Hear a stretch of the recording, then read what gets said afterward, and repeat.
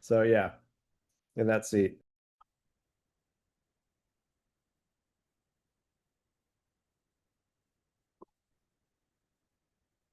Okay. All right. I will first check this. I will call to order this regular monthly meeting of the Village of Trumansburg Board of Trustees. Do we have any changes to the agenda? Additions, deletions?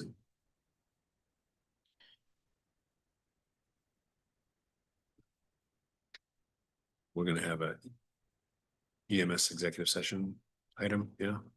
There's an email from Joel today about Yeah. a higher rate. Yeah. Yes. Okay. Hearing no other changes, we'll move to item number 3, which is our consent agenda. We have minutes from our July 14th meeting, as well as abstracts totaling for the general fund, $279,538.87.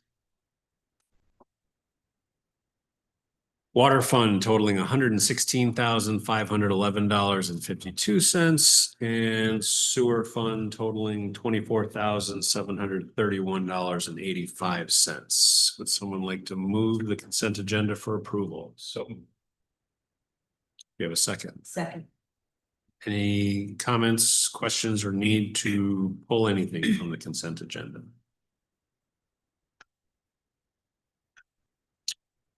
Hearing none, all in favor of approving the consent agenda as presented, please say aye. Aye. All right. Any opposed? Any abstentions? Okay. Item number 4 is our first public comment period. Any member of the public has anything they'd like to comment on?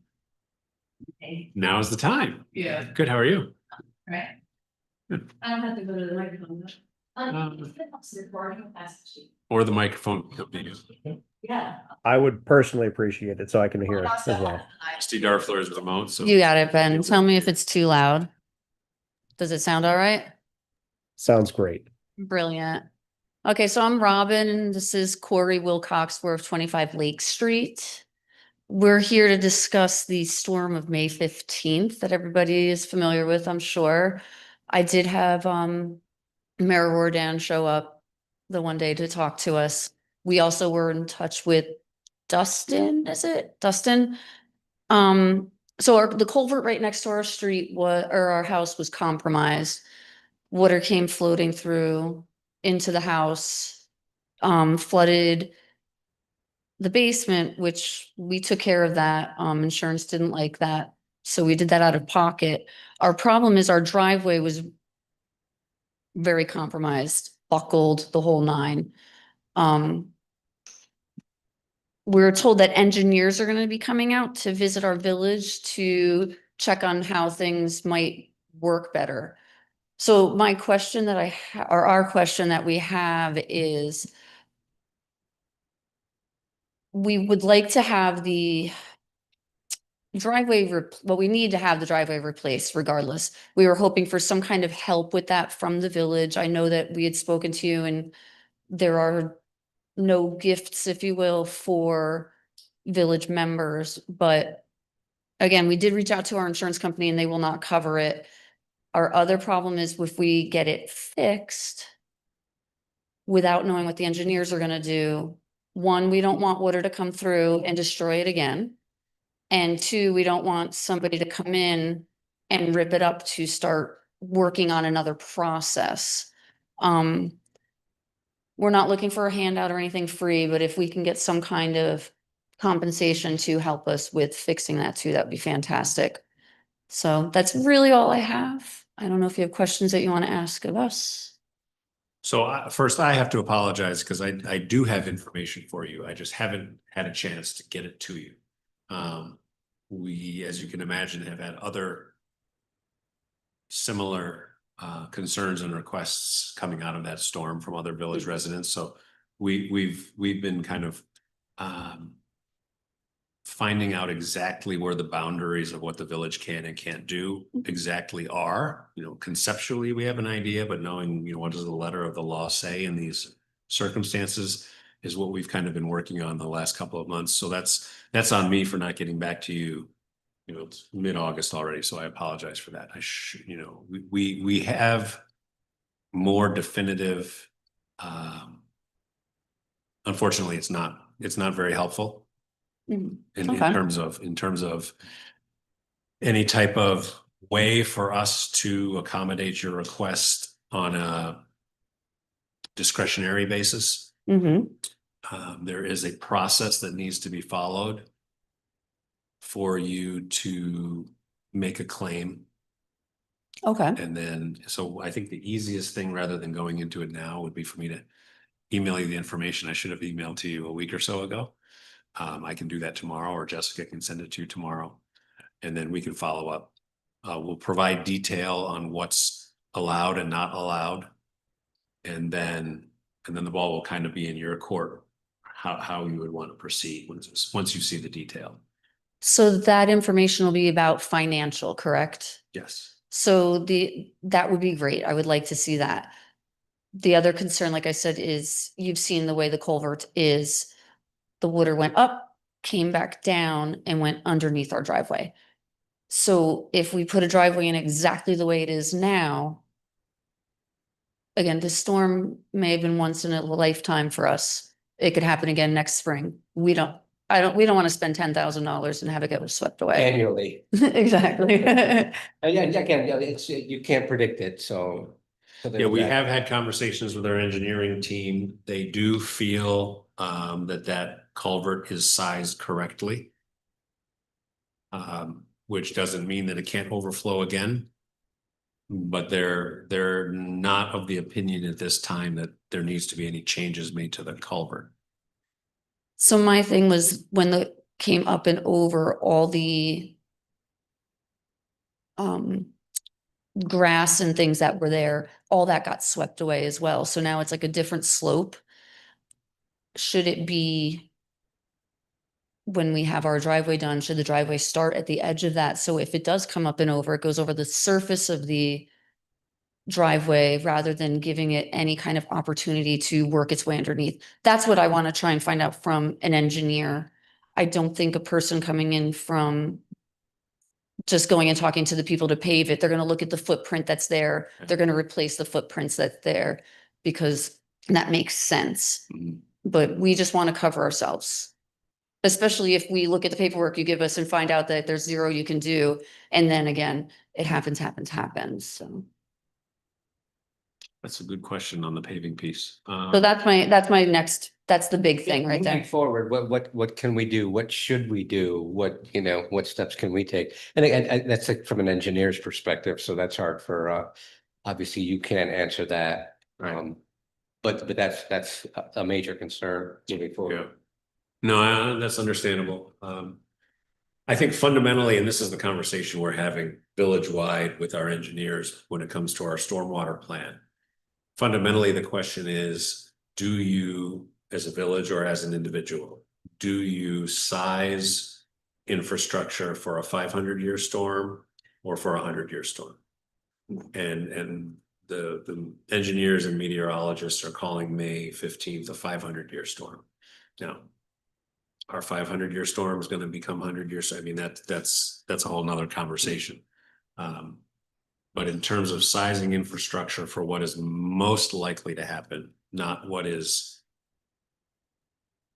theoretically possible to happen, that's the big debate. And I can't tell you which one to choose because obviously one is a lot more expensive than the other, just as it is for the village trying to decide how we're going to try to move stormwater in certain areas. We had this conversation at our meeting last month, do we make accommodations for something that might never happen again?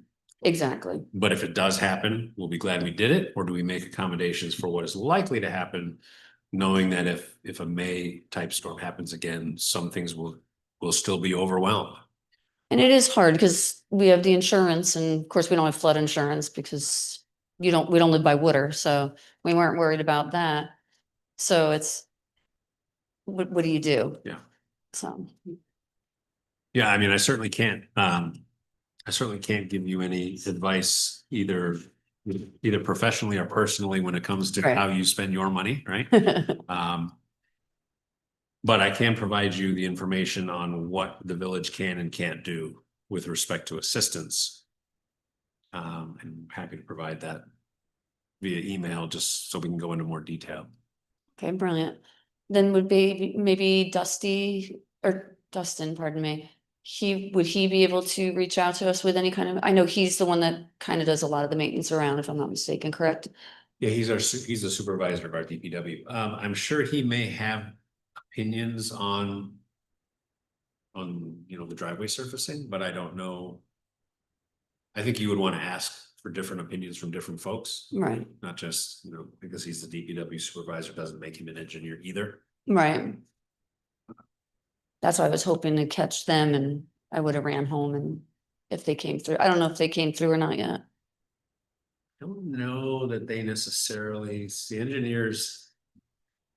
Engineers like to do a lot of study before they offer the opinion, Mhm. so I don't know that just looking at the surface, they would be able to tell, well, if you pave to this point, then you're in trouble. You're If you safe pave or At this whatever. point, then you should be okay. That feels a little bit arbitrary for their type of work. I didn't expect an answer when I walked in today. We didn't expect to go home and be like, everything's perfect, and we're okay. We know what we're doing moving forward. Yeah, but if we want to make an economically smart decision. Yeah. Again, if you can predict the weather, that's pretty impressive.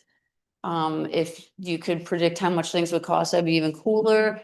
But I get it. I don't expect to. Well, at the very least, we can provide information on what your options are if you want to proceed with seeking some type of reimbursement or remuneration. Brilliant. I'm not going to sugarcoat it. It's not easy and it's a bit of an uphill climb, but it's not We impossible. figured it would be, absolutely. But I'll also be able to provide some clarity on why it is that way. It's not this board saying, to heck with the Lake Street folks. The village is bound by law as to what we can and can't do when it Right. comes to that kind of thing. Also, Gordon, should I confirm with the current water mitigation plan that they won't change that culvert so that if they did consult their own engineers about their driveway, they have that piece of information? Is that useful there? MRB did not indicate that That's- culvert needs to be changed. Right. The Walking City, consult their own water engineers. Yeah, the culvert's perfect. It's huge. I could fit in it if there weren't bars in the way, It's to be not- honest with yeah. you. It's well done, and like you had mentioned there had in the past been issues in that area, back when the Riches owned the house. So I think part of the reason that culvert was redone and made the way that it is because they were having problems, for so long. So I think that's, until this event, it hasn't been an event, it hasn't been a problem. Again, it was just that the cost of that driveway being replaced is, similar to having a new roof on the house. And that's something you do every 5, 10, 20, 30 years, not annually. So Yeah. we're kind of, just a little concerned with that, obviously. Sure. Yeah. I will get you that information. And you can decide how to proceed from there. Okay. That was what I heard. That's all we asked. I was gonna wait until the end to talk about stormwater in South Street and Wig Street. 4 events, 4 flooded basements, everybody in that area had serious water problems. I was told by Colonel Saby, I don't know if you remember him, where he lived, you would remember. And he was on the board at the time when they, I guess, were doing something with South Street, and I guess there used to be clay pipes that brought the water down, but those were cut, so it still collects the water from that area and then dumps it in our area. So in some of the meetings, I saw that you were talking about Camp Street and South Street, but I don't know what the details. Is that where they perceive the problem to be the worst? So it's not so much a question of where it's worse. It's where can infrastructure be upsized that makes sense to move more water. Yes, Okay, And so from the Camp Street intersection, from Camp and South, where it's very low and swampy, right, effectively from there northeast through the school, under the middle school to the sewer plant. That Right. whole area is where water's trying to. yes, right, So, I mean, Keith, Keith's yard and Keith's basement. So it flows from that corner, and the topographic map illustrates it flows from that corner diagonally. yeah, So that is an area that we're focusing on. okay, Obviously, Larchmont Tamarack has their own issues separately because they're on a different Yes. side of a topographic line. but we still have problems in Wig Street and South Street, not just, further up the line. Right. Well, if you look at it from an aerial, what you see is it's almost a straight shot from the corner of Camp and South to effectively through Lake Street to the sewer plant. Yeah, And so there's groundwater moving that way. And I've heard anecdotal stories about underwater aquifers and all kinds of stuff. yeah, The middle school sank 2 feet in 1950. I mean, I've heard stuff. Yes, I don't know how or- much of it is true, yeah, but there's always been water moving in that area. So from an engineering standpoint, the engineers are looking at, well, where can we upsize things to have it move more efficiently? There's also potential for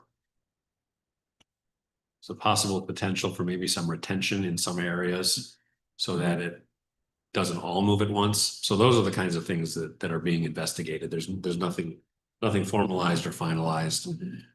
Cost estimates would be finalizing the plans would be next. Cost estimates would come after that, and then grant money would come after that. okay.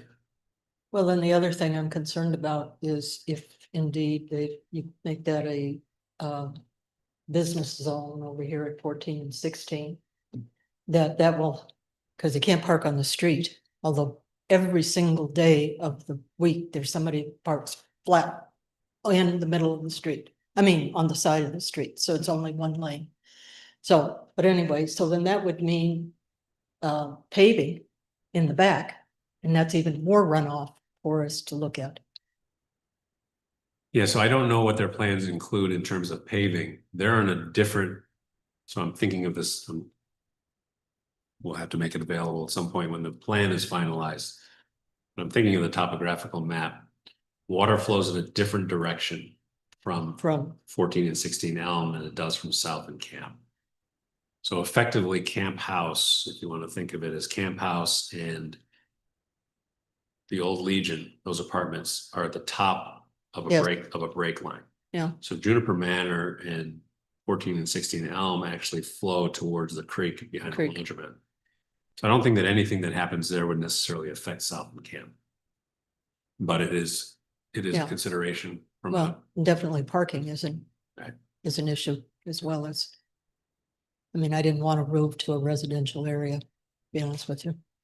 No, so changing that is upsetting, Hmm. To most of the neighbors. And of course, the parking issue is a problem. I think that's all of the questions that I had and comments that I have. I've been watching the meetings, so I've been kind of up on the whole thing, but I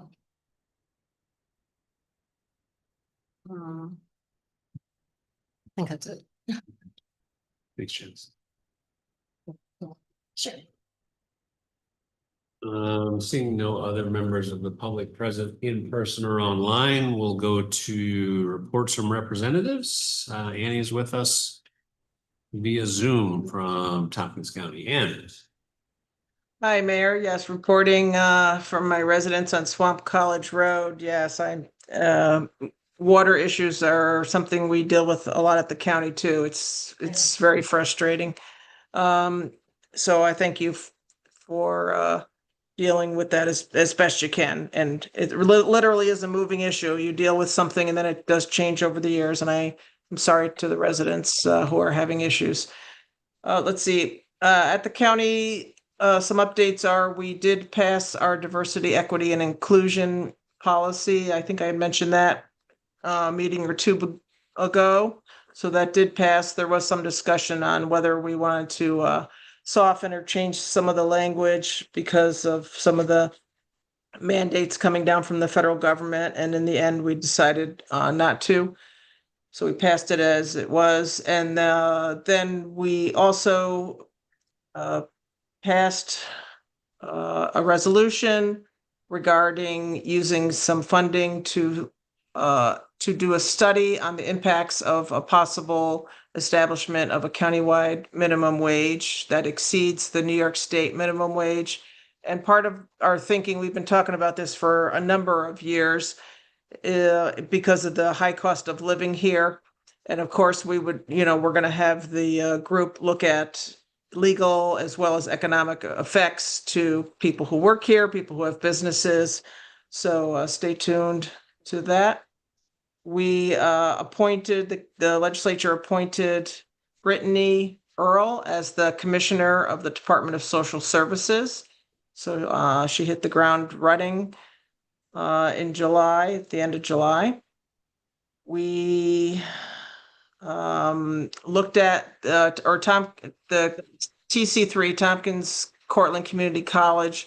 We looked at their budget, and so it looks like the amount that they're asking from us and from Cortland County is going to stay the same, because they know both counties are having issues with our budgets too. So just for reference, the county's portion will stay the same coming 2026, which is $3,027,387. And we've started, as far as the center of government, we have a couple updates on that. We've started moving some departments around to get some staging in place for the demolition of 3 buildings down at the corner of Tioga and Buffalo Streets in Ithaca. So if you're looking for a department, feel free to give me a text or call our county administration. So the administration and human services moved over to Green Street, which is the Department of Mental Health, because we had some room in that building for right now. There was a lot of talk about where Board of Elections was going to go, because we had on the agenda last meeting to purchase a property up in Lansing. So at least temporarily, a Board of Assessment and Board of Elections could go up there. But we had a lot of feedback from folks who wanted the department or the Board of Elections to stay downtown. A couple different reasons, but anyway, we decided to keep the Board of Elections in Ithaca, or at least try. We're not sure where that's going to go, but we're trying to figure out a place that's in the city. And when we finish the center of government, the assessment board is going to go in that building. Board of Elections is not going to, because they prefer to stay with their election machines, and they take up a lot of space. So stay tuned. We're trying to figure that out. But we did pass a resolution to look at buying 31 Dutch Mill Road in the town of Lansing for temporary relocation as we build the center of government.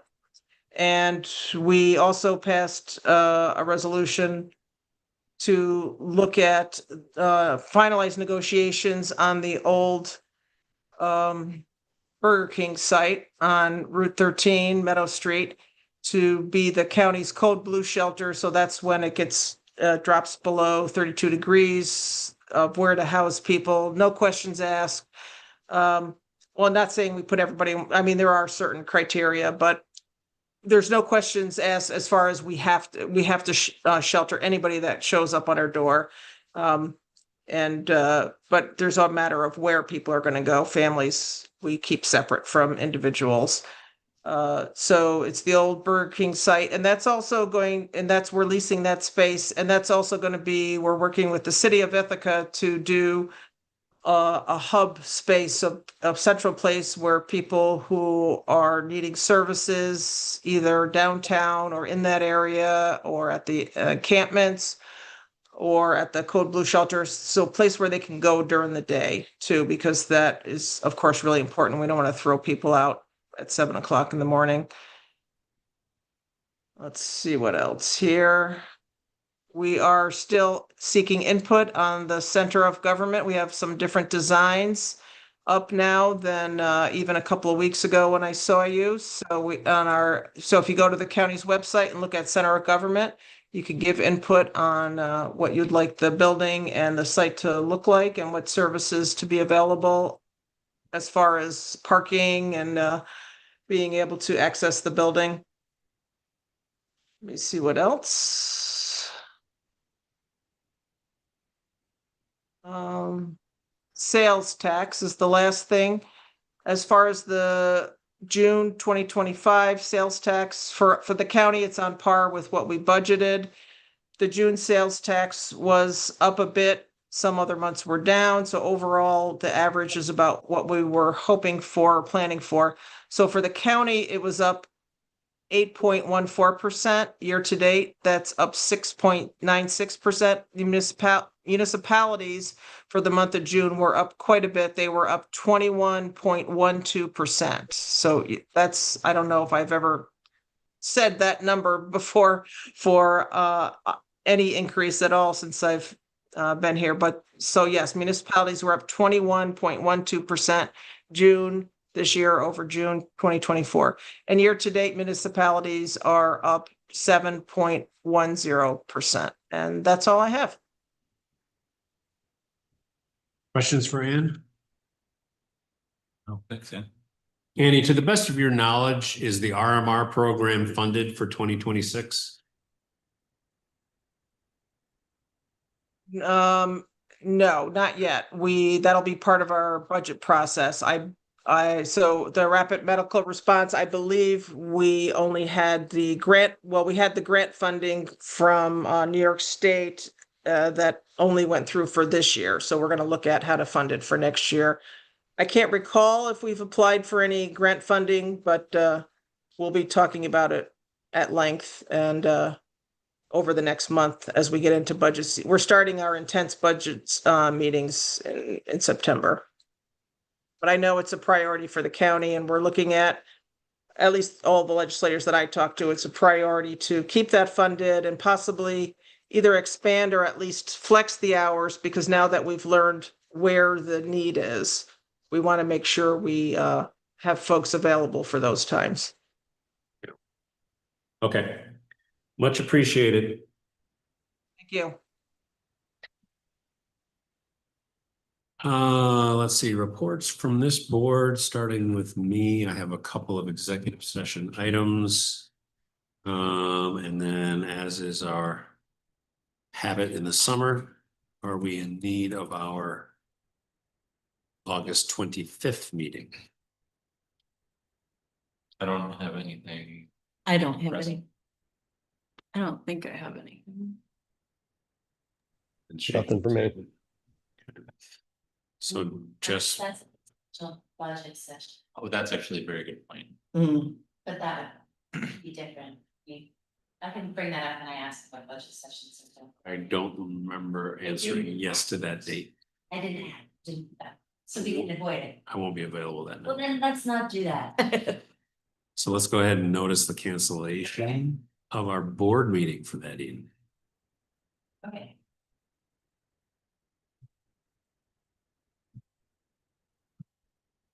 Fire, Marcia.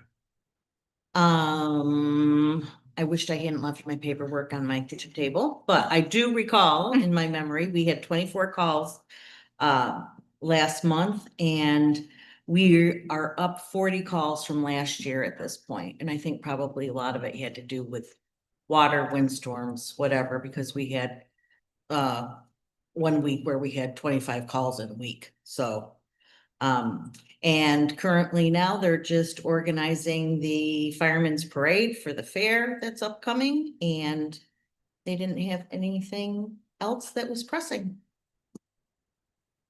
The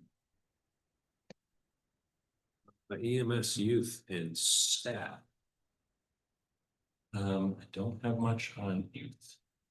Or street trees, there was EMS calls, 14 in the town of Covert, 2 in Enfield, 6 in Hector, 5 in the village of Interlake, and 5 in the city of Ithaca, 2 in Lodi, 5 in Mecklenburg, 1 in Newfield, 1 in Ovid.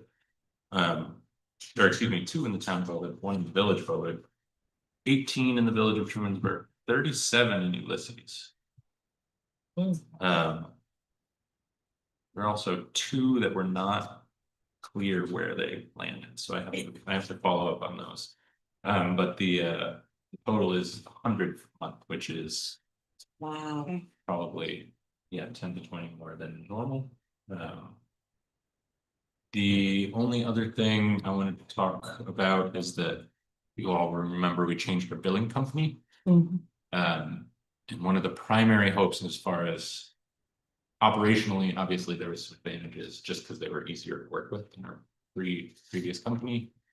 But there was also a hope that our billing revenue would go up. Joel has some early projections right now, and I'm not going to share exactly what they are, but it does look quite promising. You know, we're in sort of a 50% increase range. I want to emphasize primarily for the public that this is not based on billing people that we would otherwise not have billed, right? We still have a charity care policy. All of these things are still very much intact. This is purely based on operational changes in terms of the flow of information with the billing company. So previous to this, we frequently put out bills or did calls that were unbillable. But because there was very little communication with our previous billing company, we didn't collect on those bills for one reason, right? There was a box checked wrong on the piece or whatever it was.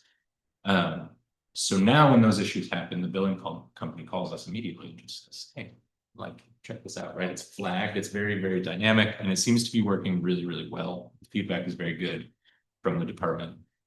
And when we get a little closer, I'll share, you know, what the actual projections are and sort of what that looks like. But so far, so good. Although just gonna test, definitely a rocky road to sort of get everything going, but I think we're in a good place now. And like Burton said, we'll do kind of one executive session item, but that's it. Okay. Questions for Ben? DPW, water, sewer, CPZR, and farmers market. Yes, I will keep this relatively brief. The one important piece of business I wanted to bring up is in the Dropbox is a quote for excavation work. This is for stormwater management work on Congress Street by Seneca Road. And we've been trying to work on this for, boy, years now. We had a previous quote from another company as well as the quote that you're looking at in the Dropbox as well. A few years back, and we approved the other company had a lower bid and came in, and they have to this time not been able to actually get around to doing the actual work. And so we have decided to move on with finding another provider for the work. Dusty has reached out to, I think, 5 vendors in total and has tried to get multiple quotes because this is a rather large quote. And this is the only company that's gotten back to us. And so I would love to sit here with multiple quotes in front of us that we could, you know, talk through. But unfortunately, I think this and the original other quote from the other provider are kind of the 2 that we should go by. So at the end of the day, I think what I would like to say is I would move that we approve the quote for $27,240 for excavation work for stormwater on Congress Street from Dedication Excavation, and happy to chat more if we want to, but I'll make that motion and see where we go. We have a second, I'll second. and this is the leftover grant money, correct? That's right. Yeah. So it is actually coming from grant money. Just to kind of refresh everybody's memory, we had not quite enough total grant money to cover all of the work and all of the materials. So we've gone ahead and purchased the materials, and you'll see them. I think they're staged over by the sewer plant at this point, and we're waiting for us to figure out who actually will do the installation. But the majority of this work will be covered by that grant funding, and then we can finally close that grant out. Any other questions for Ben? What budget line is this on? Street maintenance? What is this? Do we have a stormwater Stormwater line? mitigation line? I'll check that. Yeah, I feel like we might have that. And then, yeah, eventually Okay.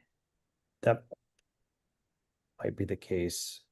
Yeah, if you can't find something obvious, just shoot me an email and we can figure something out. We can solve that before this meeting's done. Okay, apologize for not having that sorted out. Other questions? Hearing none, all in favor of approving the quote and scope of work provided by Dedication Excavation for stormwater infrastructure installation, please say aye. Aye. Aye. Any opposed? Okay, green light. Excellent. That's really it.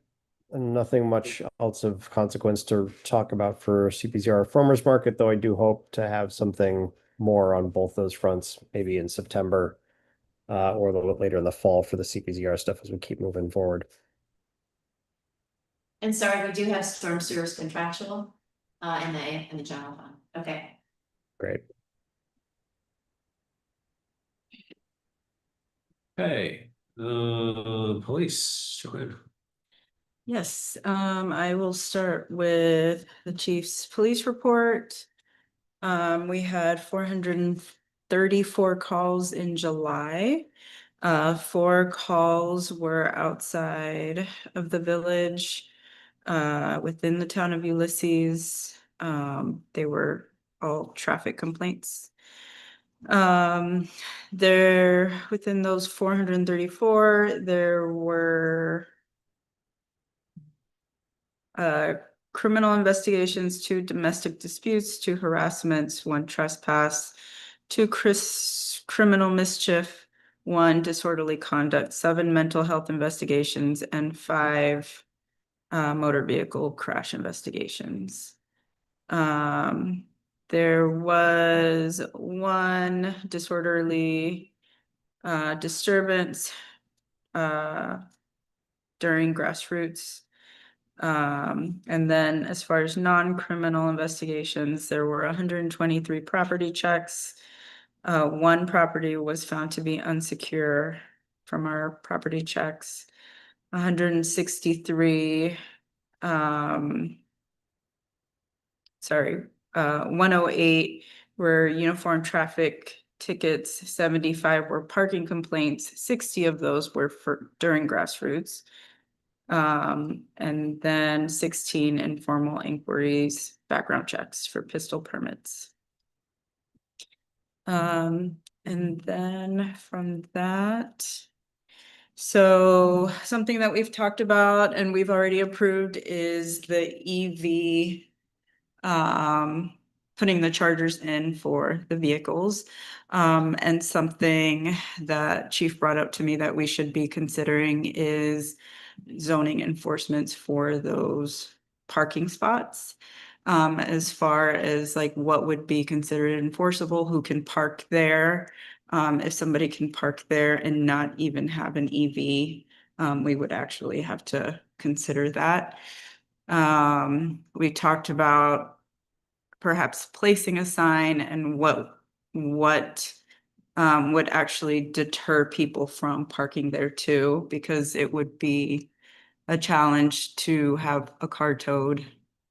And if we would consider fining people if they park there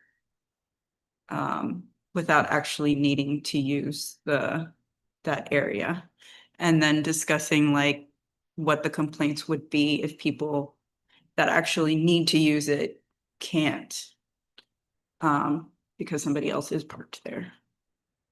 And not. Right. I was always thinking that. I mean, I'll say for my part, it's all private property, it's all property we own. to me, this is sort of a problem that if it arises, we'll deal with it. Generally, from what I've seen at charging places around, you know, you say this is for EVs, it's pretty well understood. There's not a lot of difficulty in a world where we have lots and lots of demand and then people sort of stepping on toes and playing, you know, roughshod over it. Then I think maybe we get into like, you know, These are the maybe fast that- charging ones, right? The ones that charge there's very all- quickly. So there's the fast charging, and then there's also level 2, which is like the slower sort of overnight version. Right. But even fast charging, depending on your car, the capacity, right, the speed that it can charge is different based on the car and the capacity of the car. Okay. So in some cases, it could be several hours still. It's hard to know.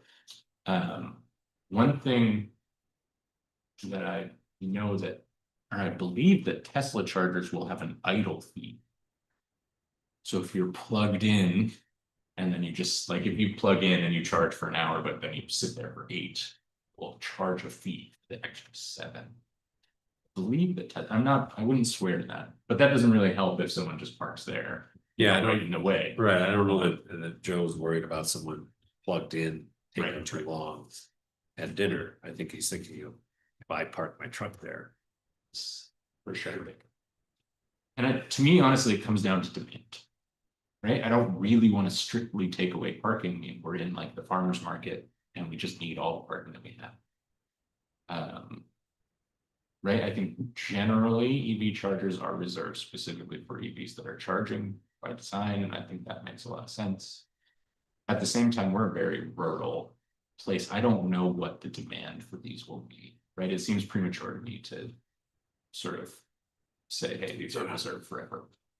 I think we have a lot of people in the village and in the town of Ulysses that have electric vehicles, and it could be something that, I mean, we should at least consider. You know, I could go either way, either waiting to see what the complaints are gonna be and then coming up with a solution, or having something very loose, very broad, in place to at least point people to, while we do come up with something more specific to our own area. I mean, thinking it through, I think the question might be a guy question. Right? Can we do BNT style traffic or parking prohibitions where we can find people and tow them in private property off of a road? the answer is yes, because I mean, we have police department vehicles only. If someone parks in one of those spots, we can pull them. Right. Yes. That's time Is consuming. that in here, or is that just our policy? Because I think we can just make a policy. Yeah, I don't believe you need a law on private property, as long as it's placarded. It's like putting a no trespassing sign in your. Right. That would be We my can thinking. confirm that, but So I mean, these My will come with understanding. EV only, you know, like it'll be signed. But yeah, I mean, my inclination would be to see if it's an issue, and if it is, deal with it. Honestly, I don't think that the demand is going to be so high. We will. Unless see. someone is aggressively doing it. So I think the danger here is if someone is aggressively sort of working. Right.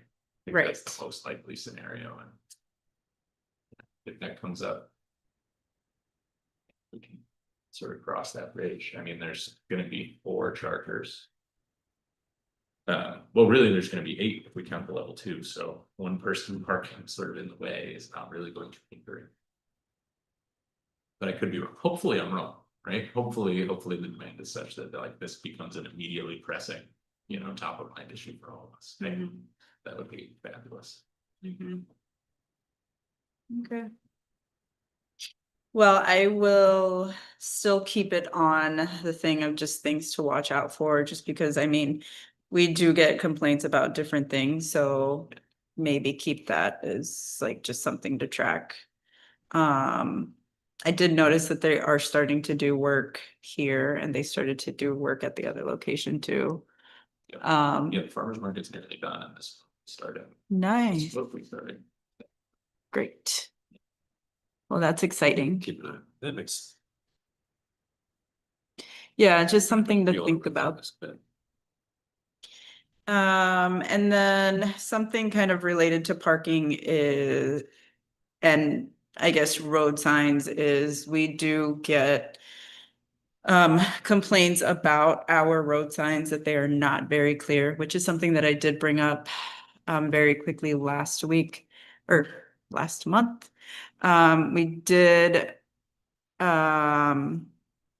but I wanted to bring it up to this board to see if there is a better solution for what we currently have. I don't want to, of course, litter our streets with signs, but at the same time, give people good guidance. Some people, or there are people that say, I did not see your sign.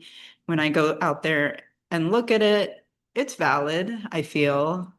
So maybe a clearer understanding of how we should put our signs and perhaps working with DPW to correct some of those or put up signs where it makes more sense. which signs it? So as far as like Congress Street. So right now, I think our miles per hour, so our speed limit signs are at the beginnings of streets and don't necessarily go in between the blocks all the time, but something like a long road like Congress Street, it makes sense to put an additional sign halfway through that street.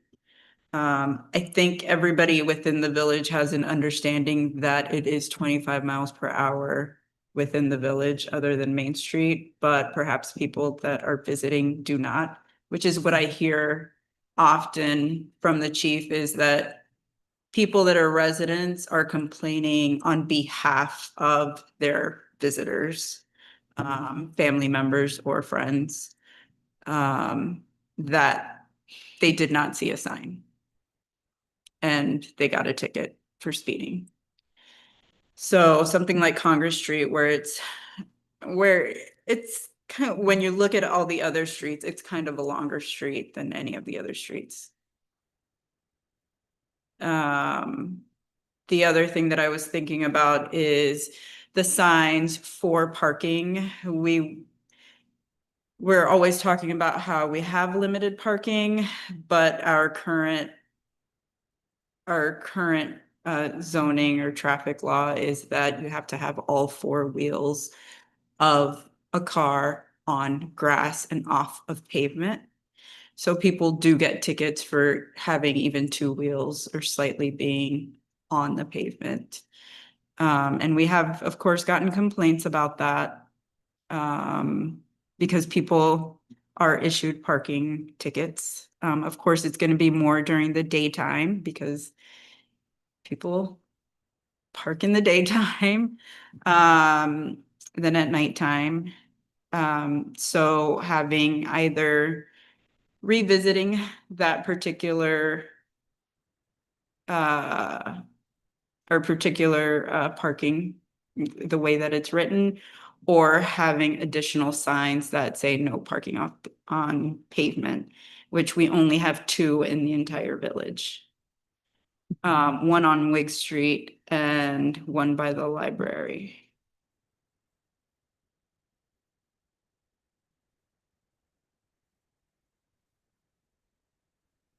So I am asking if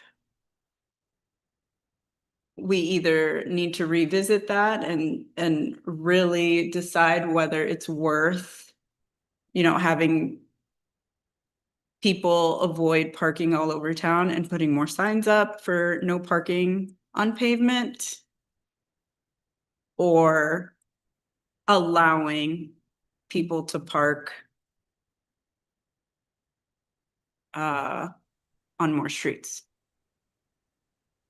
I'll say, when I think about the speed sign thing, I think specifically for those longer, I don't know, through streets, the made more traffic streets. I think it makes sense to have something halfway down. I think that doesn't detract terribly. But I noticed the same thing you did on Congress and on Washington, where there's one right at the start and right at the end, and nothing in between. And it's a long stretch if you're not familiar with the road. So I think I would be up for that. I don't know if there needs to be like a formal decision or anything, but I'll just say, like, for my own personal opinion, that's where I land on that one. On the parking, boy, parking always opens up a whole box of worms, can of worms. That's the right one. Um, my my concern is that if it's not very clear where you can't park, then it gets very wishy-washy very quickly. My thought is normally, or I don't know normally, but you might end up with, like on Main Street where there's either marked parking spots or where you have a side, they're not marked parking lots, but where you have a shoulder line, so it's clear where you're not supposed to be, right? I think there's a world in which we do more and more of that around the village for a bunch of different reasons, parking being one of them, and then that would make it more clear where as long as you're off that line, then you're probably fine. Without having that, it's very tricky. I don't know, what is this, you still run into the same problem of like, where can you not park? Maybe I guess people are going to be better than others about not parking too much in the road, but do you get a ticket when half of your car is in the road? Do you get a ticket when a quarter of your car in the road? How do we decide that? Like, at some point, we either need to make that call or decide we're not going to enforce this thing and just kind of let whatever happens, which maybe is honestly okay. The reality is it's not actually a problem most of the time. The most I've seen on Wake Street is during grassroots. And some people were a little bit in the street, but not terribly. And overall, probably was fine. People are mostly doing the right thing. But that's kind of, I don't know. It's an interesting conversation. I think it's a more difficult one. Not more difficult. It's just a little more complicated than like putting up an extra sign, because it would require us to probably say you can park anywhere and give up on the parking regulation or have some sort of painted line. I don't know. The more I think about it, maybe this kind of plays into like the question we were just talking about with parking for EV chargers. Like, is it really that big of a problem? I haven't seen it be that big of a problem. Maybe we stop enforcing that or pull that out of the law and see how that works for a while and experiment that way. I wouldn't be opposed personally, but obviously that's a larger conversation for the board. I've seen certain I've seen neighbors that have had parties with several people and they don't have adequate parking at their home. So people have parked on the street, but I've seen the officer come and just warn everybody that, you can't be parking the way that you're parked, and people move their cars. I think that's a better solution, to just advise people that they're not, since it's not that much of a problem, and it might be just an occasional problem, to just warn people that they're parking inappropriately and they need to move their vehicle. It doesn't seem like it's a huge ongoing thing. It seems like it occurs like just a few times a year, maybe even more in the summer when you have a barbecue or more guests or something. But I think just letting people know to move their cars, and I don't think it needs to be this big convoluted So thing. the issue is that the law on the books says that it is prohibited to park with any vehicles on the road. So you cannot tell a police officer to disregard enforcement of a law that's on the books. Right, but if he's going there and saying you're parked inappropriately, That that would is be, enforcing the law though, but that would right? be up to the officer. This board cannot tell an officer to disregard the law on the books. So if we I'm- want to change it, we can. But once it's on there, if an officer wants to write the ticket, they're gonna write the ticket. Right. I mean, I understand that part of it. So- I'm not saying disregard the I'm law. bringing it up because they are writing tickets. As they Okay. should. Village people are Right. complaining. As they should, Well- because the law on the books is what it is. And I recall part of the reason we wrote it was because so many village residents were complaining that they didn't have any room to drive up their street or turn in their driveway because people were parking willy-nilly on the street. Right. So this is the pendulum. I do know that the reason why there are signs on on South Street and not elsewhere is because of the buses. So during the school year, that's the main bus route. So that has to be clear. for buses. Don't notice it so much in the summertime, as being an issue, maybe Janice does, but, you know, that, So then the complaint is also, well, why did this person get a ticket and not this person? I don't know. Not everybody, well, Right? and this is what the chief has told me is that we don't have law enforcement that is 24/7 patrolling every single, and we can't patrol every single street, so we can't catch everybody when they're breaking the law. But it comes up every month, so I think it is an issue, and I think that we need to at least discuss it and come up with a plan, either putting more signs on the road or revisiting that law. How many tickets are we giving? Do you have a sense? Yeah, So- that's my question. Like, So, whenever I report out, I can, look at I don't have the total numbers right now, but whenever I report on a monthly basis, 75 parking complaints, like that was this month was 75 parking complaints. And 60 of those were grassroots. So 15. Every other day, there's at least one parking ticket for July. right, but I mean, some of those are gonna be Main Street where it's clearly marked no parking, some of those are gonna be no parking for a hydrant, like where it's obvious. Do you? Right. I don't imagine that you have that, but. if I you don't, I gesture, don't like, have exactly it's the specific. roads. Cause I I, think. I do think, I do think the roads would be interesting too, though, because I wonder if there's, if someone's parked on like Sunset Terrace on the, I don't really care. And I think maybe we could have the law updated to say there's some roads like where the buses go down that we do need space for a very specific reason. And there's some roads where, look, if you've got a couple wheels on the, who cares, right? And so maybe we can be a little more nuanced with that law. But I'd also want that to be backed up by data to say like, would that make a difference? Is this actually a problem that's only showing up in the places where it actually matters? Because that's where the police has coverage. Or are we seeing people getting tickets all over the place and actually would make a difference? So that piece of information I think would be helpful in the conversation. Yeah, I guess that was my question, is how frequent that happens, that we would need to put signs all over the place. So I can ask Chief to pull those. I've also asked him to talk to the town clerk, is the one that takes the tickets now, to see how often they even get dismissed. Because if we're issuing parking tickets and then they get dismissed, then that's also an issue. That's a waste of a police officer's time. And we still need to do something about that as a village. So it is something that is constantly talked about is parking. We do get parking complaints every single month. We do issue parking tickets.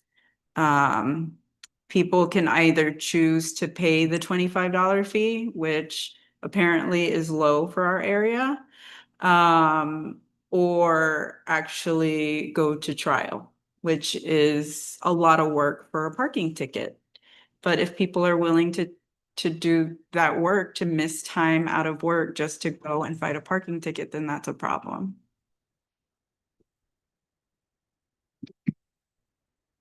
yeah, I think that information will be helpful.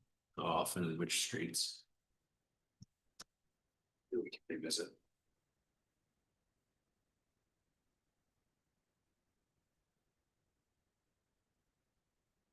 Okay, all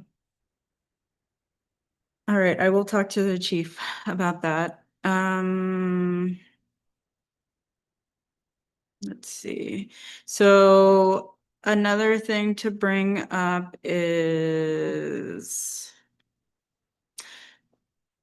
Route 227 and 96.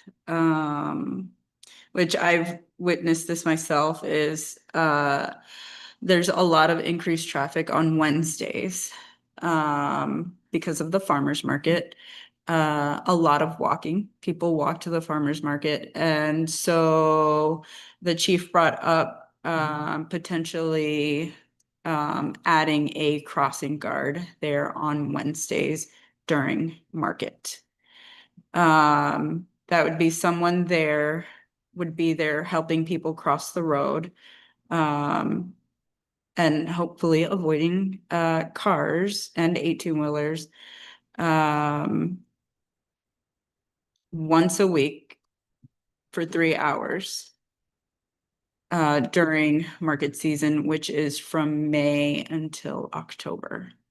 The current market season, I guess, would run for October, so I was thinking that maybe we could look at adding a crossing guard from August to October to see if it's worthwhile keeping. Yeah,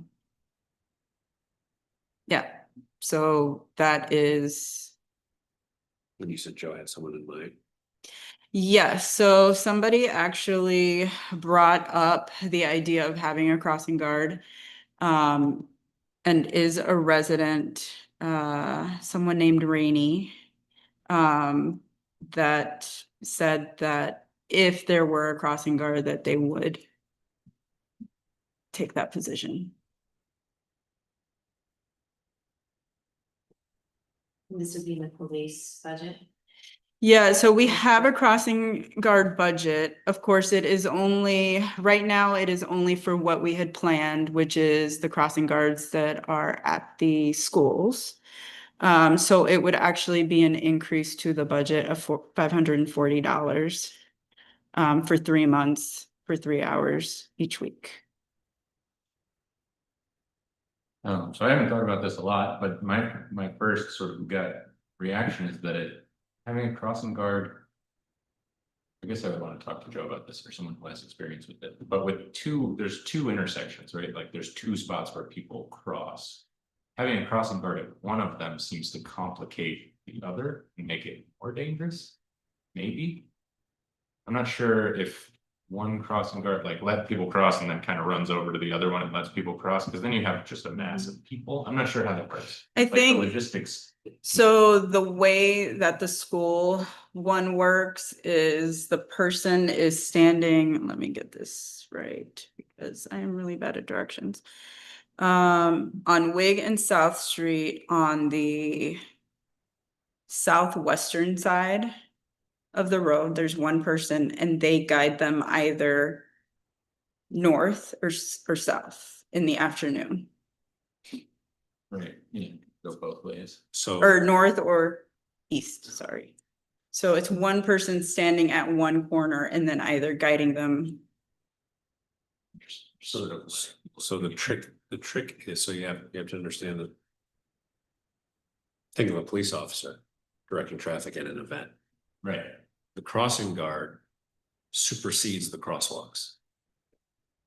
So they don't have to work the crosswalks. They have to work the intersection. Not sure I understand. So envision London and white gloves. Right. You would have someone in the middle of the intersection, stopping all traffic and crossing people and then directing traffic. That's the skill. I don't know if Joe has that person or not. But if it was a police officer, and let's say there were 50 people at both sides that both needed to cross and traffic, that officer would be in the middle of the intersection with a whistle and white gloves. Right. Stop traffic, move people, then move cars based on which side is busier and who's turning, who's not. That's a skill set. Yeah, that's the whole. So ideally, that's what you would have in a busy intersection. It's not necessarily crosswalk dependent. Right. And in fact, what you'll sometimes see in front of the school, depending on who's working, is they'll stop traffic at that crosswalk at Lake. Turn it into school. And also hold up traffic so people can get out of the school. Right. So they'll be conducting traffic from that line. So it can be done if you find the right person. Which is chief's headache, not ours. Right. Necessarily. I mean, this person has previous experience. They've done. I do have a concern about timing only because we need to hire this person. Right. A crossing guard of the PD in order for them to have the authority to do that. Right. Which I mean, I guess we call an emergency meeting for 5 minutes to do it. If we want to, I like the idea. I mean, if it's come up, we know it's busy. If it's come up, then I don't see a reason why we wouldn't over $500 as long as we're in person. It's probably still worth it, but it's $26 an hour times 3 hours. Times 11. It's not 26, it's 15. But we're paying this crossing guard different than the other crossing. It's always been $15 per hour. For crossing guards? No. It was 25 and now it's 26 for the school crossing guards. No. In any It case, still might be worth it, I'm just saying, and that would be 858, if it was 11 weeks starting next Wednesday. it's also, I mean, it does feel like a perfect sort of pilot, right? It's a couple months right at the end of the season, see how it goes. I'm certainly not opposed to giving it a go. As long as we do conceive of it as a pilot, like, hey, if this feels awkward and, right, I am concerned about it being more dangerous, right? Part of it becomes problematic, because it really does come down to the capacity of the person. And it doesn't sound like a volunteer position. Can't be It takes some skill. A lot of Right. fun if it's a volunteer position. We're in the Wild West. It can't be volunteer. Okay, Volunteer does not have authority to control traffic. that's just for firefighting emergencies. Volunteer firefighter is different. Their class. Okay, so the same. So it is more than what I calculated, yes. I mean, I like the idea. Yeah. I mean, we still have to have them apply and They have to tell Joe they have to. And Jump. if we have a budget session on the 26th or the 2nd of November before, I don't know if that's your time frame. We could call a special meeting too. but session. This is for this year's budget. No, I mean, you could build that into that. time. If you. She means in order to get this person hired. Oh, okay. Okay, got it. Yes. Okay, so what do I need today? Tell Joe he has our support conceptually. If he wants to hire this person, they need to apply. They need to get their Okay, stuff in through civil service and get. okay, approved, just like the other one. just like Okay, every employee. that sounds good. We can give it a go. All right, I will do that. And then, so for today, something that we did discuss working on,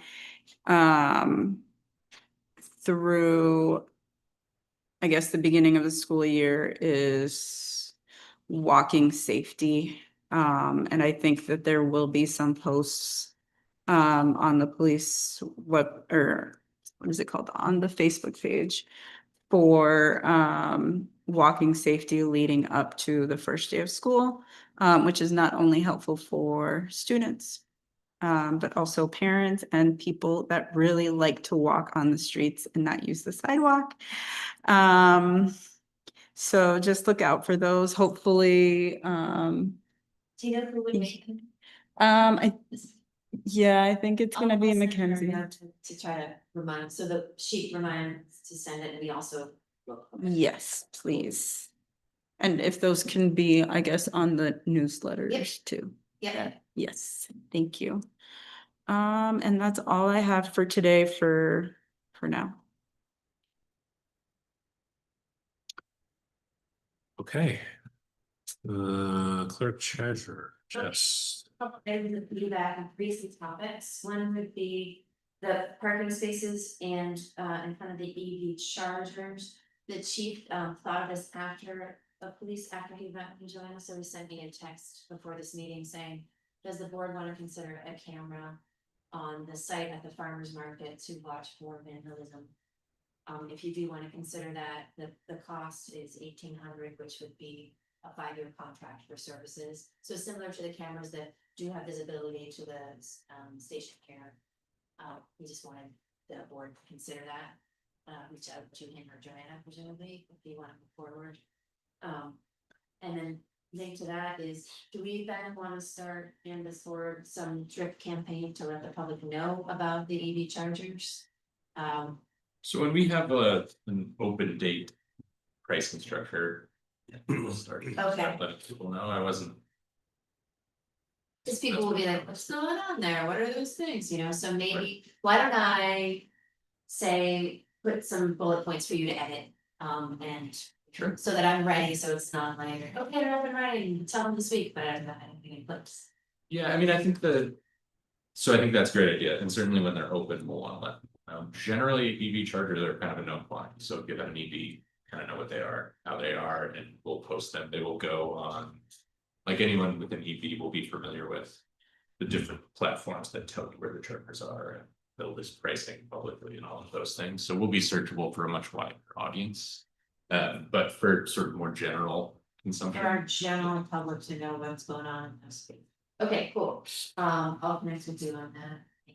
I'm sure I'll be hearing from the fellow whose name I can't remember right now, of when the charging software, when it's talking about how to do that. Okay, so other news, not related, but just in case you didn't all know, Michael Bailey will be getting August 26th to be the code zoning fire inspector officer. Should come. Okay, and then that's August 26th again. And Tom is still staying on as a contractor to guide that transition. I've been meeting with Dwayne. I've had 2 meetings with our CPA. 2 hours today and 2 hours last week, so I'm ready to begin the annual financial reporting, which is really exciting for me. It's 2 months, 3 months in advance of where we've been in the past, which means I should have tighter numbers for you to look at end of year 24, 25. And we'll proceed with the new method. Once I get that started, they will work with me to do everything short of the actual audit, right? So it's just one final piece and I'll have that done. We really want to see. Has there been any like different, you know, feelings so far in terms of the shift from not doing the other? Or is it just sort of? I just feel so much more comfortable being in August, having reviewed the ledgers with the CPA and being like, let's make these 8 budget journal changes and that's it. So it's like immediately more of Yeah, like it's immediately collegiate. more, yeah, which is so helpful, by the way, to then be doing the 26-27 budget. Because we're, you know, we're sort of looking at this year, but we really can look at 24, 25 and say that was concrete, what's the 3-year path to that? That was really good to me. Yeah. So that's great. Why don't I jump to the next board topic, which is the fire and EMS budget session to have with the town. And Matt, Chief Taylor attempted to complete the doodle poll and didn't quite get there, but I do have responses from stakeholders, for the exception of 2 here in this board. So I'm wondering, Ben and Marcia, if we can look at the 26th of August. I have 4 dates to propose to you. The 26th of August, September 2nd, September 9th, and September 11th. September 9th and 11th are good for me, September 2nd is not good for me. and August 26th is not good. Marcia, how are you on the 9th or the 11th? September 9th, I think or September 9th, Yeah, I'm pretty sure I'm open for that. okay. And the 11th? So you need to know what day of the week that is. It's a Thursday. Yeah, it doesn't help me. I have my paper calendar at home, so it's all written in my little square. It's not in my. Wanna call me tomorrow? Yeah, I'll call you. So this is phase 1, this was getting on board. Yeah. Stakeholders. I'll before call I you and reached let out me to know when I towns. look at my When calendar. I come back with additional, So we don't have anything from the towns? You don't have their availability yet? no, because this is how I did it successfully last year first, when I tried to do it by getting everyone to respond on one. Yeah. people, and it's bonkers, and they have like 20 days. When do they have their public hearings? October? October. So my gut is they're gonna wanna try to find something in September. So you might get. So 9/9 is gonna be Ulysses Town Board meeting night. Okay, So that leaves only 9/11.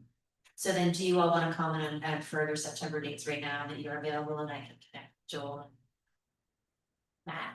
I will call you tomorrow with my dates. Okay, wanna collect word and Ben? Tuesday, the 16th, Thursday, the 18th are both open for me, but I think we're getting late for the towns. My recollection is they don't, well, I guess we could get it to them earlier. To have the meeting too late is probably tight for them. I think the earlier the better for them, later the better for us, is always kind of the tension. But I also haven't seen it. I want to see it. Right, well, that's kind of the thing, the later, more info we have. So for me, 11, all of those dates are fine. Okay, But if Ben can't do the 26th, Marcia can't do the 2nd. And the 9th is a town board meeting night. So 11, 16, 18. yep, okay. I'll send something Okay. tomorrow to them for those, so that they're on there. I don't think Those are all- Caitlin's back yet, but Okay. I'm pretty sure those are all good for me. Okay, and budget worksheets did go out to Matt and Joel last week. Joel's waiting on me to finalize a couple numbers for retirement, but again, I feel so much better about the 24-25 data that is in there, yeah, than I did last year. Okay, cool, and. Okay, so let's do this, the RFP for roofing. Hold on, Ben Darfler is the 16th and 18th of September available for fire EMS. Let me double check. 16. Those can both work. The 16 preferable, but those can both work. Okay, all right, great. Want me to look at the 11th too? Yeah, right now it looks like the 11th, the 16th, or the 18th, Yeah. depending on where the towns. Those, yeah, I can make those all work. Might have to get. They're a all babysitter, equally but that- bad. The one that I probably don't need a babysitter is it was the 16th, but otherwise we'll figure it out. Okay, And I will actually ask one other budget question. So historically, there had been this notion of making projections of what we will spend in 25, 26, based on only 2 months of expenditures, which seems to me a pretty bizarre prediction to make, with the exception of, did I get a new bill for workers' comp? Did we get a new bill for insurance? I was wondering if this board might consider looking at that column as, are there unexpected expenses that we need to look at that you wouldn't have budgeted for already? For example, the ambulance just totally died. We didn't think we were gonna have to pay for that in 25, 26, but we are. The formula that I'd inherited was to say, take 2 months, divide that as if every month would be the same and project that out forward, which is bonkers. From my budgeting standpoint, it would be, let's look and see if payroll is trending the way we think that's valid, right? Do you have new bills that make adjustments that you would have thought, or do you have unexpected expenses that you now know of, you didn't know a year ago? How we budgeted. Have we traditionally? I guess we have put the projection. And again, some of them I can know, like, this is trending this way, or we did just get an increase in health insurance from when you were budgeting, right? Those are valid, but to populate every cell is time consuming and silly. Well, I mean, you can just put the formula in and populate everything, and Joel and I can go through with more of a fine tooth comb and kind of say, this tracks, like this makes sense, right? This Okay, kind of doesn't, kind of does. I think there's no substitute for the conversation and conveying the kind of nuance of it. no, well, I'm not suggesting substituting that conversation, I'm suggesting saying, do we feel like we're on track? So, or do we know that something has happened, like we have to replace med safes that we haven't. that's planned not, I that's think not, when the actual is more than your budgeted amount, you know that in 2 there's months. something. that's not how we've done it in the past. There's a formula missing in your spreadsheet, because in the past, we've been projecting future budget based on completed fiscal year as of May 30. I'm also supposed to project for 25, 26 was a column, that's the column I'm talking about. That one is, I'm supposed to I'll have to take a look at it, because I don't remember that one. yeah, it was actual 24, 25, budgeted 25, 26, projected Projected. 25, 26, and then proposed 26. Let me take a look at it. I don't like the idea of saying expected, unexpected, because you can't project an unexpected. No, That's an let me rephrase it, it's August, are you already aware that something you didn't budget for is going to have to be spent this year? Because you made this budget a long time, right? I don't know if I like that. So Let me take a look at this. Okay, we can talk about this a little bit more, but in practice, what Vicky did was fill that in first, either with the formula or just with sort of broader knowledge, picking a number that felt right. I'm aware that's what I was restating, but the formula really is. Make every month behave like these 2 months, find the average and multiply out. Right. Which is, I can do that if you all want, I just don't think we never really hit those projections, they're not, unless you they're useful. There's a better way to do it, though. Yes, No, there's gotta be a better way. neither of those is the way to do it. The way to do it is trying to think of the way Losi and Cahill does it for the consortium. Okay, There's a way to do current actual. So you take your budgeted year, and if you're 2 months in, you take 1/6. right, and your actual spend. So you already know where you're over, If you're over. if you're over. Yeah, right. We should probably look at it that way.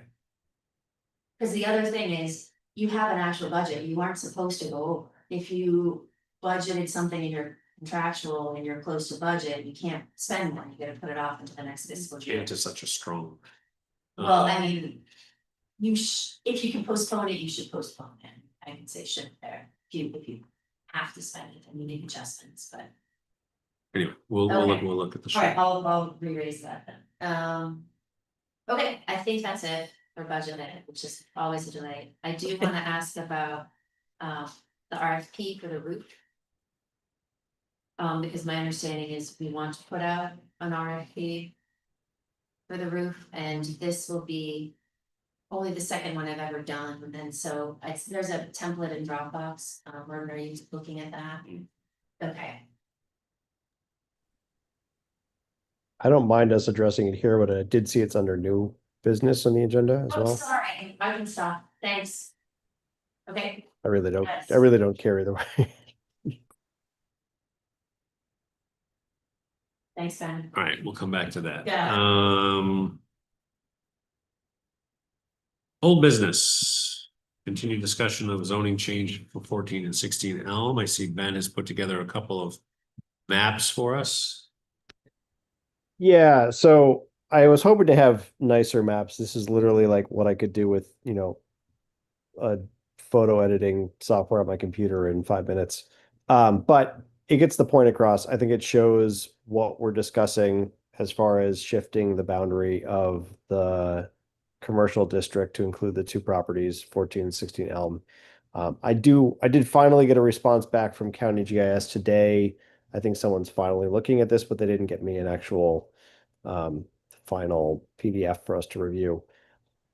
My thought is, I don't think we need to hold up just on that, especially with us having fewer meetings over the summer. I would suggest that we go ahead and pick a date for a public hearing and start messaging that out to people. I'm particularly interested in like I think it's three properties right directly across the street, making sure that they're specifically, given notice and included in giving their feedback on the conversation.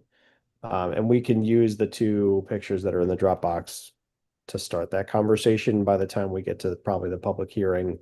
And certainly any closer to actually discussing a vote, we would have something more official from the county planning for us to consider. But at the end of the day, it's just a nicer picture. It's not really materially much different. So that would be my suggestion of where I think we should go next, but I'm happy to hear if other people have different thoughts.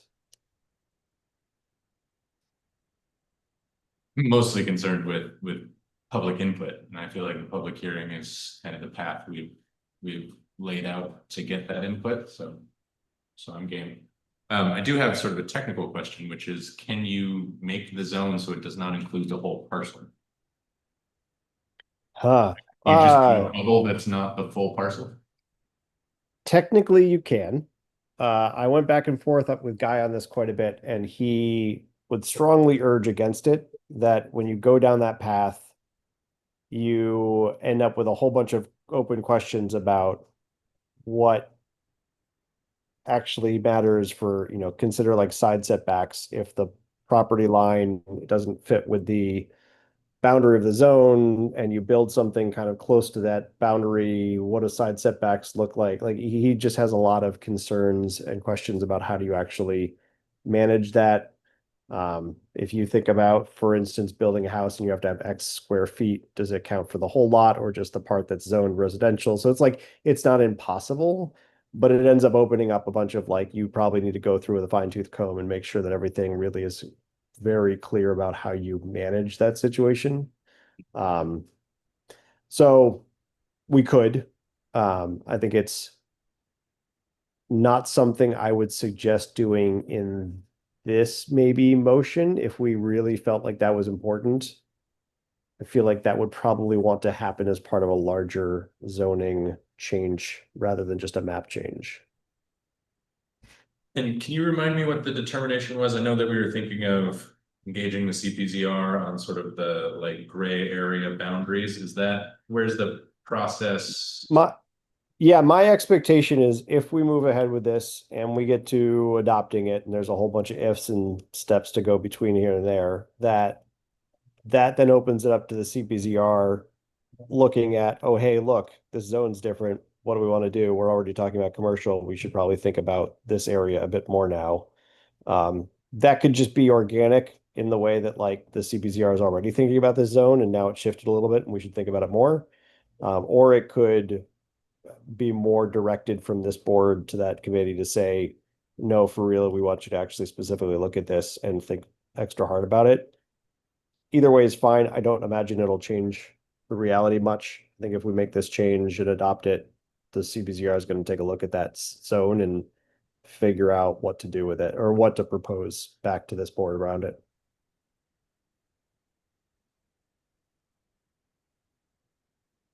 Marsh, any thoughts? I would definitely be more interested in hearing public comment. Yeah, that's where I'm at. too. So I'd be fine if we just set a date for that at least. Mhm. I don't have an issue with the parcel being the entire parcel. No, I don't either. Ben, do you recall, so it's a local law to make the zoning map change. Does there need to be any verbiage with that, or is it simply just the introduction of the new map? I feel like I had that question and I want to say I don't know where I went with that. I forgot. It fell off my plate. I can't remember if I asked Guy that and didn't get a response and didn't follow up or what. I don't know what the right words are. Maybe that's a question if Jessica could reach out to Guy and find out what's the right thing to say when we're just changing the map. Maybe it's nothing. Maybe it's just adopt the map.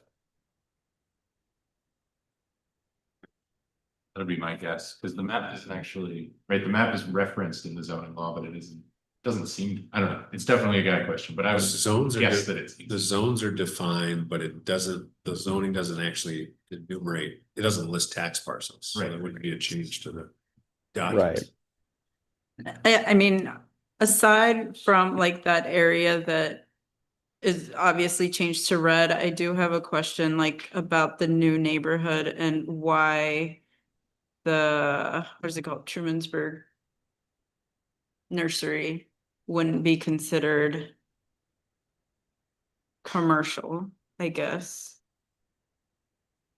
Well, that's in a pretty different area, but the reason it's not commercial is because it's an allowed use within the residential district. So you can have uses that are not just purely a house in the residential. You can have a church, you can have Okay. a small And office. it would still be yellow. Okay.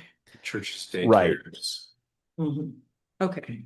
It's schools. defined, I'm guessing it's defined in the zoning. That's. Yeah, if you were to look at the Got it. residential use table, you'd see a whole bunch of uses that are not just houses. Okay, got it.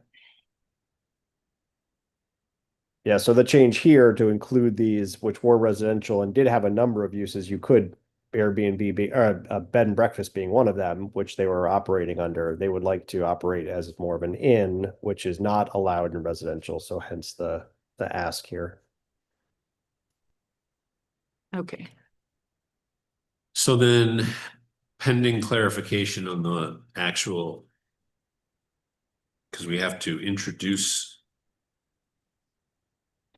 we have introduced the map, so we'll just need clarification of the process. To adopt the map. If we get to the point of adopting the map, we'll need Okay. clarification on that process. Okay, But in terms of the public hearing, do we want to just set it for our second meeting date in September? So September 22nd, Yeah, we could do that. and then that way we've got, what, 7 weeks? Do we need to introduce it? The map has been introduced. In Introduce tonight's, the law? well, that's the thing, if we're just making the map change, we've introduced the change. So the verbiage of law itself. The verbiage of the law, local law. Jess is gonna check into, but the local law language would be to approve the map change. Because we're not changing anything in the zoning document. So pending that clarification, I'm wondering, if we get that clarified. And Guy says, yes, it's a local law, like a resolution approving the map change, then we've introduced the map change. Then we can set the meeting for the 22nd. If Guy comes back and says, no, there's more that needs to be introduced, then we're gonna have to push it off a month. So I'd prefer to push it off a month, have the local law introduction be the point where we gather public feedback as much as possible, rather than, because sometimes I feel like our public feedback, our public hearing is like, hey, it's already done. You know what I mean? I'd like to front load that feedback as much as possible before the law is actually in front of us. Then you still have to have a public hearing, yeah. Right, yeah. So we're gonna have two potentially well-attended public meetings where people will be saying the same thing. I mean, I don't know that they would say this. Right, new people will hear about it. But yeah, I would hope, I mean, I think. To me, this feels like a fundamentally important change. And getting as much public feedback, right? If people come and say the same thing twice. There's no real loss there, right? But ideally that gives voice to more people who maybe can't make one, can't make the other, or whatever. Do you think more than just the surrounding neighbors would have public feedback for this? I'm sure we're gonna get lots of meetings. Yeah, I would think so. How do you intend to publicize the introduction of a local law? The introduction of a local law is the act of placing it on the agenda. Right, so I mean, I wouldn't. So I don't intend to publicize it, right? I mean, I think we need to seek public feedback. This is what we talked about last week, right? That we need to like actively engage the public and get feedback about this, that this is really important. So in the past, we have never publicized the introduction of a local law. Sure. The public hearing is the time for the public to say everything they want with no real time constraint on the local law that was introduced, hopefully with enough lead time so that everyone is aware of it, so that they can attend the public hearing. Right, but so let me speak personally, right? My hope is to take that information from the public hearing and the public's thoughts, reflect on that, and then have time to vote, not to digest that immediately. I do not want to vote on this on the night of the public hearing. I think those things should be separate. We are not That's- obligated, we are not obligated to vote on it at all, let Right. alone tonight. But my point is that the public. So if that's what we do, I'm fine. As long as we, because traditionally, right, we have the public hearing and vote immediately. Right, it's the public hearing tends to come, We have. the advertised public hearing tends to I think come. it just after happened we to have- be that way With the because of what we were With the voting on. residential zoning change, we did it twice. Fair, as long as we agree in advance to do it that way, I'm absolutely fine with that. If that makes it easier to publicize, that's totally fine, that gets very much to the heart of what I'm at. And to be clear, the notice of public hearing on Facebook, on the webpage, in the journal note, in the weekly newsletter, all of which say submit comment in person in writing. Yeah, I mean, the And only- can we make sure that the three properties directly across the street get some sort of direct? Yeah, I'd like to Notifications in verify way? I wanna verify with you exactly which properties and I'll get their addresses and send them for sure. Yeah, I got Sure. it. and most of our public hearings don't have anyone attend. Think about parking on Union. Right, Or comments submitted.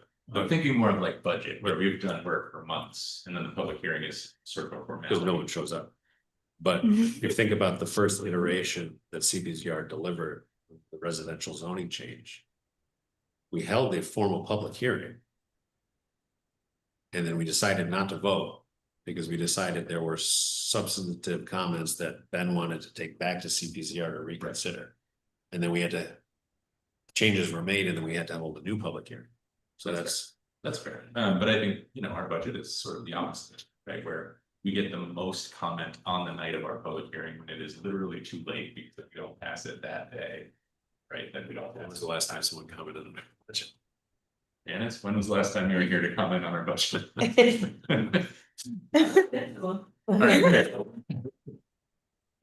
we're all the same place, thanks for clarifying. But we do need clarification from Guy on the. You wanna I Wait believe, to post, I believe that this map in tonight's agenda is the introduction that is needed.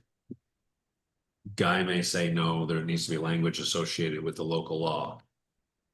If that's the case, we'll have to bring that back in September. so do you want me to post a public hearing No, pending his not response? until Guy clarifies. If Guy, if Guy says, Yeah. is everyone good for September 22nd, first of all? Yes. Well, I was gonna say there's a chance that I might not be able to make that meeting. I don't know yet. I can find out soon, but probably not in this evening. Okay. So we have two things to check on, Ben's availability and whether Guy agrees that this map being introduced tonight as part of the public record constitutes the introduction of the change that we will be considering making by local law, subject to public hearing. Okay, If he says no, there's more that needs to be introduced along with the map, then get that and we'll do it in September. okay, And if Ben says he can't do the 22nd, then we'll pick a okay, different date in September. okay. The 29th. Yeah. Okay, The nice thing about the 22nd, if Guy says yes and Ben is available, is that it gives us about, what is it? 1, 2, well, 6 weeks anyway. So it gives us 6 weeks to make sure that the public hearing is well publicized. okay.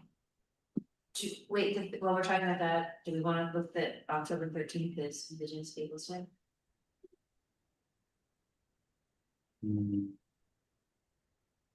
Yes, we could have done that next month, but is everyone available October 14th for our regular monthly meeting? Mhm. Yeah, that's. Oh, actually, no, that is not.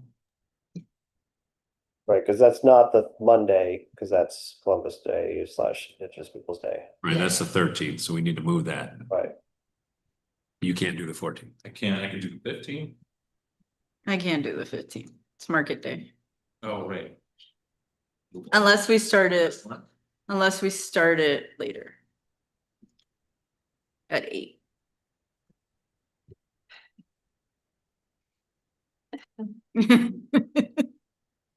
How about the 20th?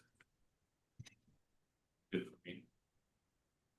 Yes, October 20th? No. and then we're gonna have the 27th as well.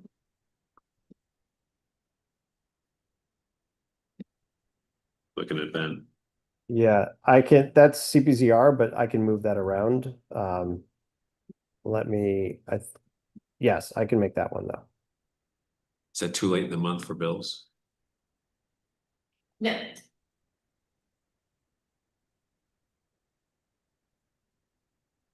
All right, yeah, no. so we'll make our regular October meeting the 20th, which means we probably won't have a second one. But we'll figure that out when we get there. Okay, So you'll need to notice that change. Okay, anything else for old business?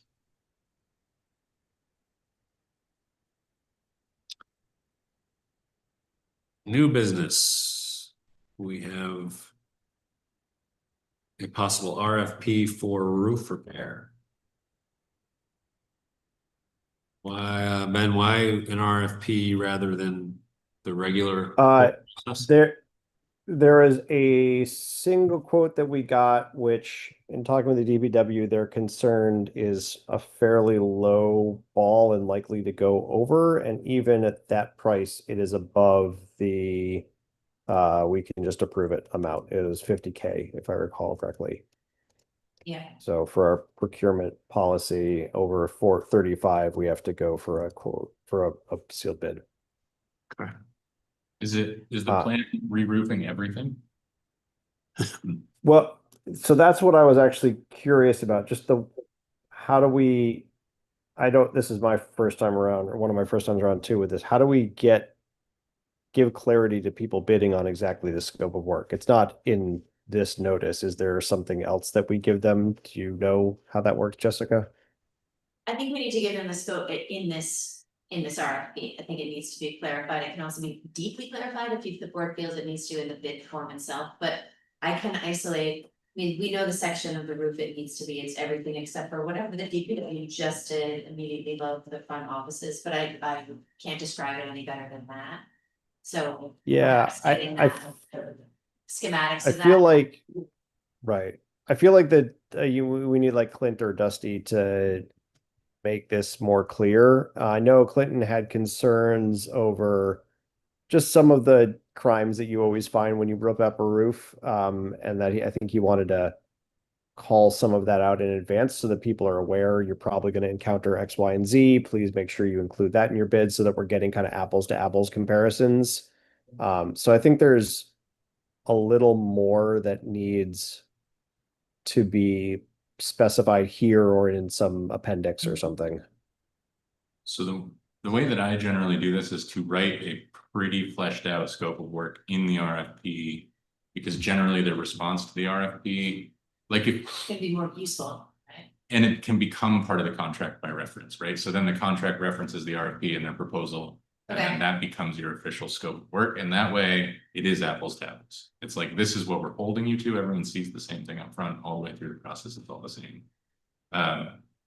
Very, very helpful, except that generally you forget something and then there's a change, whatever, but that's kind of inevitable. And the best you can do is to get, right? Because we could have someone bid for shingles and someone bid for like a steel, Useless, whatever, right, like right. it's just not.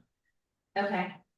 So is that collaborating with Clint to get a good scope of work and having this, and then bring it back to this board and then, okay, We do not need to approve Yeah, the we- RFP. you do not, We need to approve. We need to approve whatever we choose to pay for. okay, The RFP itself is not something. so Clint puts a stamp on the scope of work and that's good to go? You and Clint, right? If you and Clint, right, so let's take you guys out of it.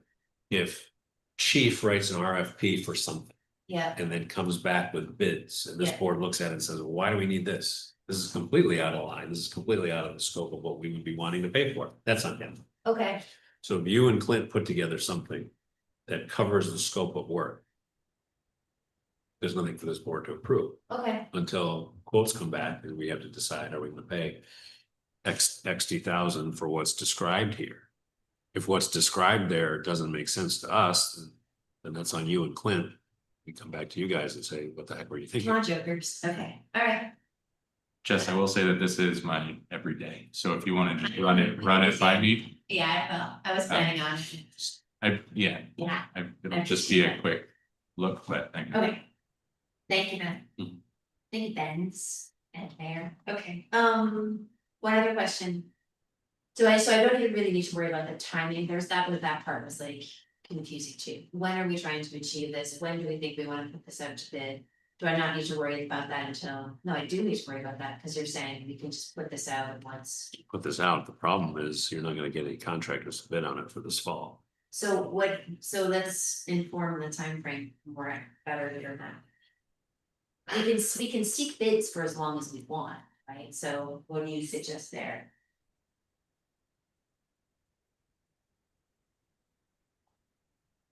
I would have as part of the RFP a timeline for completion.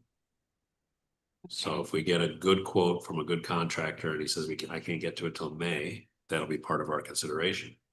If someone else says I can do it in September for $175,000, well, that's part of our consideration, right? Okay, I don't know that we can pick the time frame. sorry, I'm not too frame of it. We are accepting bids until December 31st. We are accepting, I have to say I that. don't want that. Make it 30 to 45 days tops. From whenever I get this. Okay, I would also have, Dusty or you or whoever, just call contractors and say, hey, this is the RFP, do it now. I'll make sure that I'm allowed to do that, Yeah, there may I don't think I be, can maybe do an that. issue there. because that would be favoritism if I just sent it to. Specific ones. We can definitely call people and let people know. I mean, we can post it, Dusty, you can email us, Dusty, like, that's what we. Dusty can. We'll get into that. Oh, fair enough. Okay. But someone should somewhere, right? Like the planning RFP, we got 8 responses because we had a good list. You're absolutely right. Dusty should. It makes a huge difference. Yeah. Okay. Yes. Okay, Dusty or Clint, I mean, Or Clint. they know the sort Clint of would actually language be- in the Clint would- industry. Clint would be a good one Yeah. to call around. Whatever.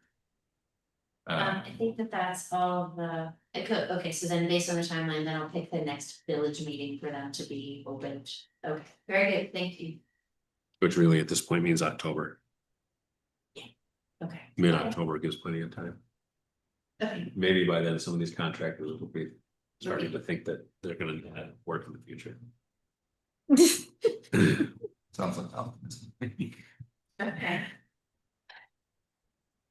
That's it for me. All right, other items of new business. We will be signing up for Amazon business shipping for a free year trial. We'll be saving the village $500 by doing that. That's exciting business if you don't know. Yeah. Sorry. I love 500. That's like half of the. I haven't used Amazon in 2 years. Any other items of new business? Item number 9 is our second public comment period. Janice, anything?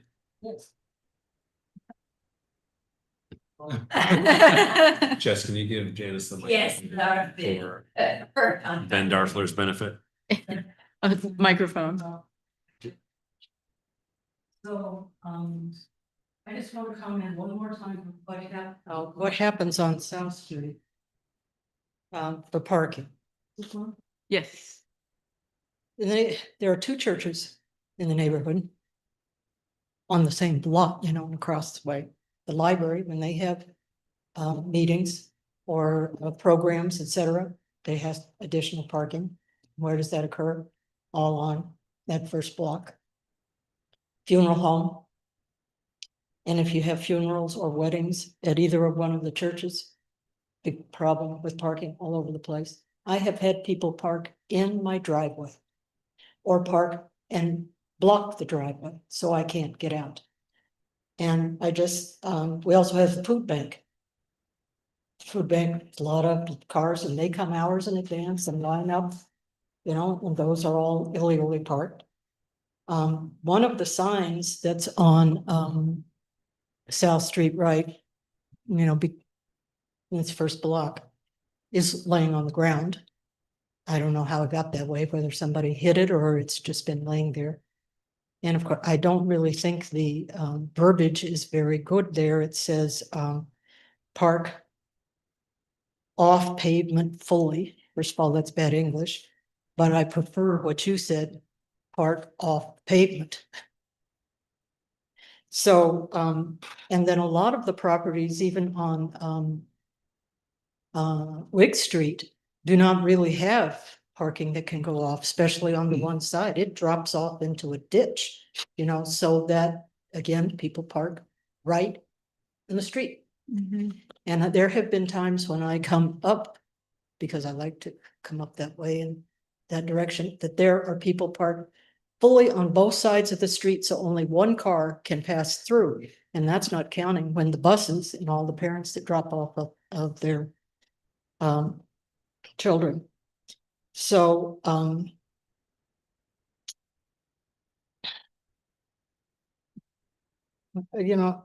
the other thing that's happening that I see a lot is if people have company and they have very short areas where people can park, people park right there and park across the sidewalk with their tail in the street. So that's another thing that I've observed twice this week.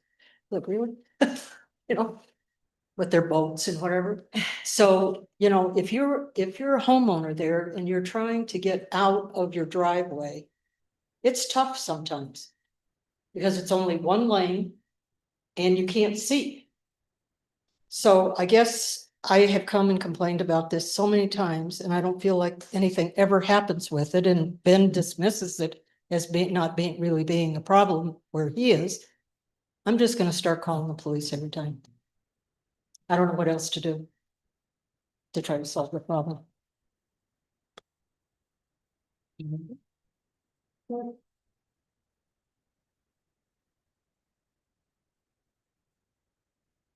Okay. We have an executive session we need to hold. Thank you. Yes, one. That's very, it's nice, she's a wealth of information. Everything.